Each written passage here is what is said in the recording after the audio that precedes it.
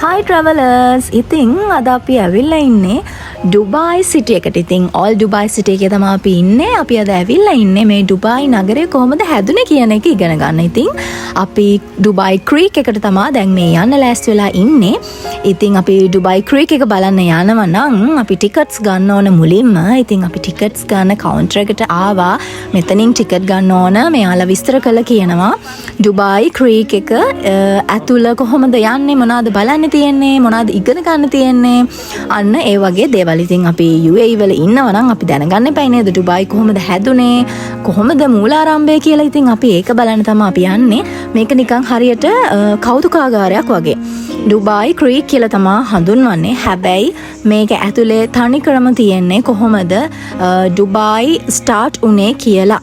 ඒ කියන්නේ එදා ඉඳලා අද දක්වා කොහොමද ඩුබායි සංවර්ධනය වුණේ, මොනවාද ඒගොල්ලන්ගේ තියෙන විශේෂාංග, මොනවාද කොහොමද ඩිවලොප් වුණේ, කොහොමද ඒ දේවල්, කොහොමද කරන්ට් එක, කොහොමද විදුලිය ආවේ, කොහොමද ඒගොල්ලන්ගේ ඒ හැමදේම අපිට ඉන් ඩීටේල් ඉගෙන ගන්න පුළුවන්. ඒ වගේම ඒගොල්ලන් ඒ දේවල් තව කෙනෙක්ට ඒ තොරතුරු දෙන්නේ තව කෙනෙක්ට ඒ දේවල් දැනගන්න ඉගෙන ගන්න ඒගොල්ලන් ඒ යූස් කරලා තියෙන ටෙක්නොලොජි එක බලන්න ඔයාලට ඉස්සරහට බලන්න පුළුවන් වෙයි.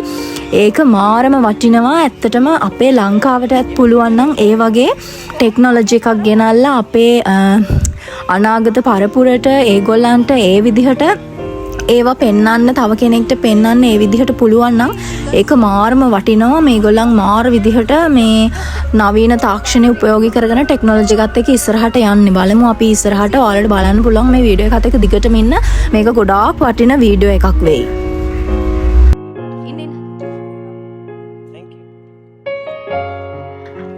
අපි ටිකට් එකක් ගත්තා. මේ ඩුබායි ක්‍රීක් එක බලන්න තමයි යන්නේ අපි.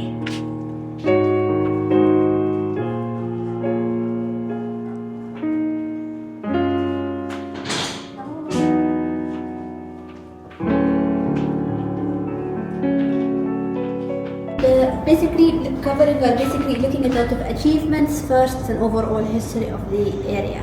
Okay. Then, Sure. Yeah. Okay. ඔන්න ඉතින් ඔයගොල්ලන්ට මුලින්ම ඇතුළට එනකොටම දකින්න හම්බෙන්නේ ඩුබායි ක්‍රීක් එකේ ස්ට්‍රක්චර් එක. ඒ කියන්නේ අපිට මේ ඩුබායි ක්‍රීක් එක ඇතුලේ බලන්න තියෙන්නේ මොනවාද, කොහෙද යන්න තියෙන්නේ කියන එක. ඉතින් මෙතනට එනකොට ගොඩාක් පැහැදිලිව ඕගොල්ලන්ට තියෙනවා හොයාගන්න පුළුවන්. ඒ වගේම යාලා අපිට දෙනවා ලීෆ්ලට් එකක්. ඉතින් ඒ ලීෆ්ලට් එක අනුව ඒගොල්ලන්ගේ දාලා තියෙනවා අපි යන්න ඕන සෙක්ෂන් එක. සෙක්ෂන් නම්බර් 1, 2, 3 කියලා අපිට මැප් එකක් එක්ක ඒගොල්ලන් දීලා තියෙනවා ලීෆ්ලට් එකක්. ඉතින් ඒ ලීෆ්ලට් එක හරහා අපිට ඉතාමත් පහසුවෙන් මේ ඩුබායි ක්‍රීක් එක ඇතුලේ බලන්න යන්න ඇවිදින්න හරිම ලේසි. ඉතින් කවුරුත් අපිට ගයිඩ් කරන්න එන්න ඕන නැහැ. අපිටම තනියම හොයාගෙන යන්න පුළුවන්. ඒ කියන්නේ මම හිතන්නේ මේ පැරණි ට්‍රැඩිෂනල් මේ තියෙන අයිටම්ස් අපි දැන් ඉන්නේ කෞතුකාගාරයේ ඇතුලේ. ඊට පස්සේ අපි ඉස්සරහට එනකොට අපිට මුලින්ම මෙයාලගේ බලා ගන්න පුළුවන් වෙලා තියෙනවා ඒ කාලේ මුලින්ම මෙයාලගේ තිබ්බ පැරණි වස්තුන් කීපයක්. ඉතින් මේ තියෙන්නේ ඒ දේවල් තමයි. මම මේක ගැන එකිනෙක විස්තර කියන්නේ නැහැ. නිකන් ඕගොල්ලන්ට බලාගෙන යන්න පුළුවන්. මේ තියෙන්නේ මුතු. ඉතින් මේගොල්ලන්ගේ වෙළඳ නගරයක්නේ මුලින්ම තිබිලා තියෙන්නේ ඩුබායි වල. ඉතින් මේ වෙළඳ නගරයේ මුලින්ම හම්බ වෙච්ච වටිනාම වැදගත්ම පෞරාණික වස්තුන් ටිකක් තමයි ඒගොල්ලන් මේ අපිට මේ විදිහට දකින්න මහජන ප්‍රදර්ශනයට දාලා තියෙන්නේ. ඉතින් ඔය විදිහට ඔන්න ඔය වගේ චූටි වීඩියෝ ක්ලිප්ස් ටිකක් අරගත්තා. ඊට පස්සේ අපි කෙලින්ම ගියේ ඒගොල්ලන්ගේ ඉතිහාස කතාව අපිට බලා ගන්න පුළුවන් අමුතු අලුත්ම තාක්ෂණයත් එක්ක මුසු කරපු අලුත්ම තැනකට. ඔයාලට ඉතින් මේ පේනවා ඇති බ්‍රවුන් කලර් බොක්සස් තියෙනවා. ඇත්තට මේක ටීවී එකක් වගේ. මේ වගේ ටීවී 12ක් තියෙනවා. ඉතින් අපි මේ ටීවී එක ඇල්ලුවාම මේකේ ප්ලේ වෙනවා ඒගොල්ලන්ගේ හිස්ටෝරි එක එකින් එක. කොහොමද ස්කූල් ආරම්භ වුණේ, කොහොමද මුලින්ම තිබ්බේ මේක දීවර ගම්මානයක් විදිහට, ඊට පස්සේ ඒගොල්ලන්ගේ දීවර කටයුතු කොහොමද සිද්ධ වුණේ, ඊට පස්සේ ටික ටික යාලා සංවර්ධනය වුණ විදිහ මේක එකින් එක මේ ටීවී 12න් පෙන්නනවා. අපි බලමු ඒක.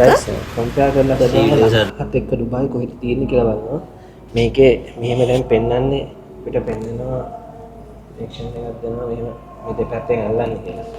කිය ඇල්ලුවම වෙන දේ මන් දන්නෙත් නැහැ. අල්ලලම් බලමු.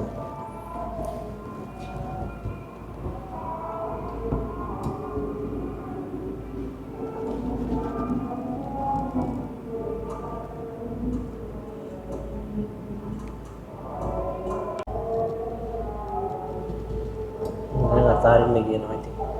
අතාරින්න කියන අල්ලන්න කියන බබියන් ඊළඟ එකට ඉතින් ඔයාලට තේරෙනව නේද මෙයාලා අලුත් ටෙක්නොලොජි එක භාවිතා කරලා තමයි මේ හැම දෙයක්ම මේක තියෙන්නේ තව කෙනෙක්ට බලන්න ප්‍රයෝජනවත් වෙන විදිහට හදලා තියෙන්නේ. ඉතින් මේ වගේ 12ක් තියෙනවා. ඉතින් මේ 12න්ම ඒගොල්ලන් පෙන්නන්නේ 1 by 1 මුලින්ම ඒගොල්ලන්ගේ ඒ භූමිය කොහොමද තිබ්බේ, ඒ භූමියේ මුලින්ම මොනවාද තිබ්බේ. මේක මුලින්ම ඩුබායි කියන නගරය තිබිලා තියෙන්නේ වෙළඳ මධ්‍යස්ථානයක් විදිහට, වරායක් විදිහට. ඒකත් දීවර කටයුතු සහ මුතු වෙළඳාම සඳහා තමයි ඒක ප්‍රසිද්ධ වෙලා තිබිලා තියෙන්නේ. ඊට පස්සේ මේගොල්ලන් කොහොමද කෙමෙන් කොහොමද ඒක සංවර්ධනය වුණේ, ඩුබායි සිටි එක එදා ඉඳන් අද දක්වා කොහොමද වර්ධනය වුණේ.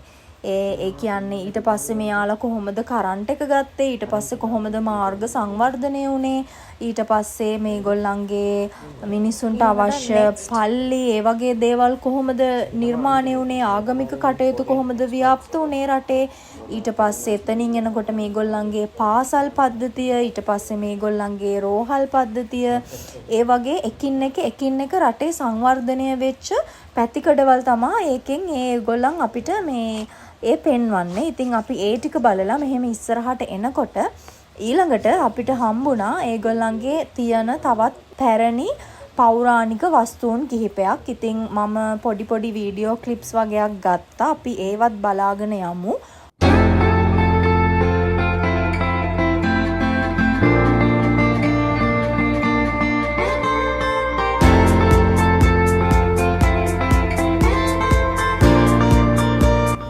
ඉතින් ඇත්තටම කිව්වොත් ගොඩක් දෙනෙක් දන්නේ නැති ප්ලේස් එකක් තමයි මේක ඩුබායි ක්‍රීක් එක කියලා කියන්නේ. ඉතින් ඕල් ඩුබායි වලට ආවොත් තමයි ඔයාලට ඩුබායි ක්‍රීක් එකට යන්න පුළුවන් වෙන්නේ. ඒ වගේම ඔයාලට පුළුවන් අලුත් එක්ස්පීරියන්ස් එකක් ගන්න මෙහි තියෙන මියුසියම් එකක් සහ අපේ ලංකාවේ තියෙන මියුසියම් එකක් අතර තියෙන වෙනස කොහොමද කියලා. ඉතින් ටෙක්නොලොජි එක අතින් ගත්තාම මෙහි UAE ගොඩාක් ඉස්සරහින් ඉන්නවා. ඉතින් මාර ක්‍රියේටිව් විදිහට මේ දේවල් නිර්මාණය කරලා තියෙනවා. මේ වීඩියෝ ක්ලික් කරාම අපිට බලා ගන්න පුළුවන් මේක මොකක් සම්බන්ධවද කියලා. ඔන්නෝමයි වෙන්නේ. බලන්න මේගොල්ලන් හදලා තියෙන විදිහ නේද? ඒ කියන්නේ දැන් මියුසියම් එකක වුණත් දැන් අපේ ලංකාවේ නම් අපි මියුසියම් එකකට ආවහම නිකන් මොනවා හරි විස්තර ටිකක් යටින් දාලා තියෙනවා. මොකක් හරි ඉමේජ් එකක් හරි එහෙම නැත්නම් තියෙන කෞතුක භාණ්ඩයක් නිකන් තියලානේ තියෙන්නේ. ඒක ගැන විස්තරයක් අපි දන්නේ නැහනේ. දැන් මේක මේගොල්ලන්ගේ ටෙක්නොලොජි එක යූස් කරලා තියෙන විදිහ බලන්නකෝ. දැන් අපි මේක ගත්තොත් එහෙම අපි මේක දන්නේ නැහැ මොකක්ද කියලා. හැබැයි මේකේ පිටිපස්ස සහ එහා පැත්තෙන් අපිට පුළුවන් වීඩියෝ එකක් ඒගොල්ලන් ක්‍රියේට් කරලා තිනවා. අපිට ඒක තනියම ඒ වීඩියෝ එක මේ ස්ටාර්ට් කරලා බලන්න පුළුවන්. ඉතින් ඒ වගේ මේ මේගොල්ලන්ගේ මාර ටෙක්නොලොජිස් තියෙන්නේ නේ.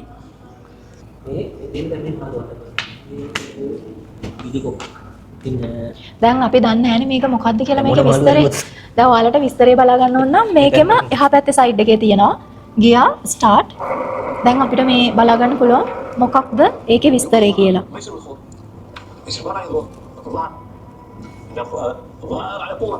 මේවා ඉතින් මේ රටට සල්ලි හම්බ කරන්න තියෙන උල්පත් තමයි ඉතින් අපේ ලංකාවෙත් මේ වගේ මේ ටෙක්නොලොජි එකක් යූස් කරලා මේ වගේ දේවල් කරලා සංචාරකයෝ ටුවරිසම්ලා ගෙනල්ලා හොඳට සල්ලි හම්බ කරන්න පුළුවන්. හැබැයි අපේ කට්ටිය අනේ මන්දා ඒක ටෙක්නොලොජි එක යූස් කරන්නේ හරි අඩුවෙන්.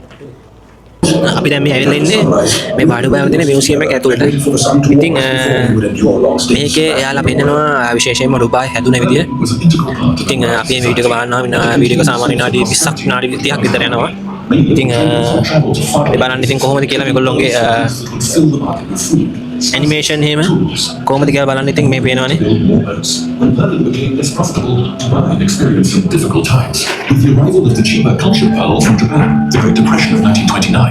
ඔයාලත් එන්න අනිවාර්යෙන් එන්න. අනිවාර්යෙන් එන්න ඇවිල්ලා බලන්න කොහොමද කියලා යාළගේ ඇනිමේෂන්.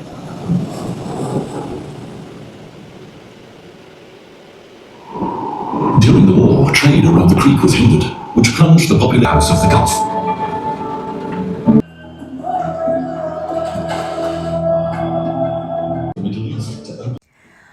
අම්මෝ ඔන්න ඉතින් ඒක නම් මාරම එක්ස්පීරියන්ස් එකක් අනිවාර්යෙන්ම එක්ස්පීරියන්ස් කරන්න ඕන මොකද මාරම ලස්සන ඇනිමේෂන් ටිකක් යූස් කරලා එයාලා ඒක මාර ක්‍රියේටිව් විදිහට මාර ආස හිතන විදිහට අපි ඒ විනාඩි ගාන එහෙමම ඉඳලා ඒක සම්පූර්ණ ස්ටෝරි එක බලලා ආවේ මොකද ඒක එපා වෙන්නේ නැහැ. ඉතින් එතනින් එළියට එනකොට ඉතින් අපිට හම්බුණා මේ වගේ පොඩි ෂොප් එකක් ඒ කියන්නේ ස්ටෝල් එකක් වගේ එයාලා දාලා තියෙනවා ඒගොල්ලන්ගේ එක ස්ටැචුස් එතකොට එක ගිෆ්ට් ඔයාලට කාට හරි මතක් වෙන්න ගෙනියන්න ගන්න ඕන නම් මෙතනින් ගන්න පුළුවන් ලස්සන ගිෆ්ට් තියෙනවා.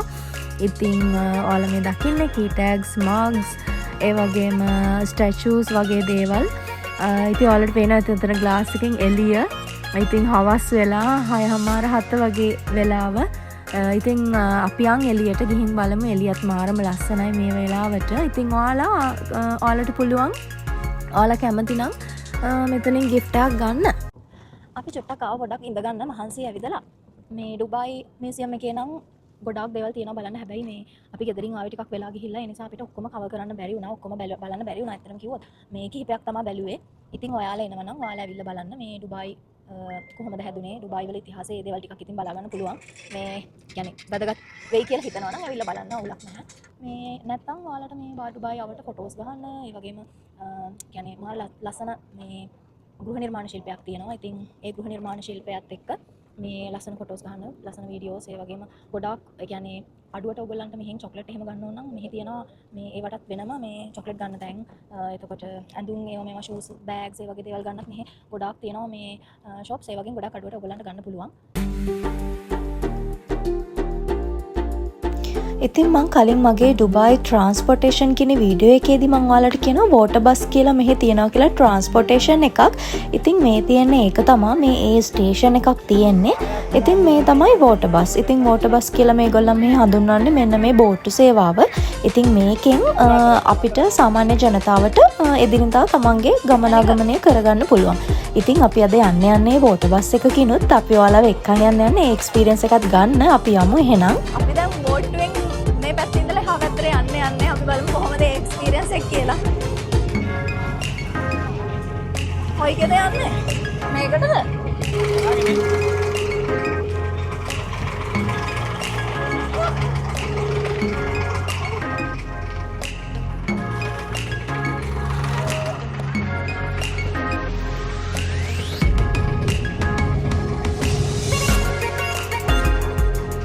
අපි දැන් යන්නේ බෝට්ටුවේ. ඉතින් එකක් වගේ තමයි යන්නේ. ඔන්න ඉතින් මගේ ඩුබායි ජර්නි එකේ තවත් ලස්සන දවසක් මේ විදිහට ඉවර වුණා. ඉතින් මං හිතනවා මේ වීඩියෝ එකෙන් ඔයාලා ගොඩාක් වැදගත් දේවල් ඉගෙන ගන්න ඇති කියලා ඩුබායි වල ඉතිහාසය ගැන.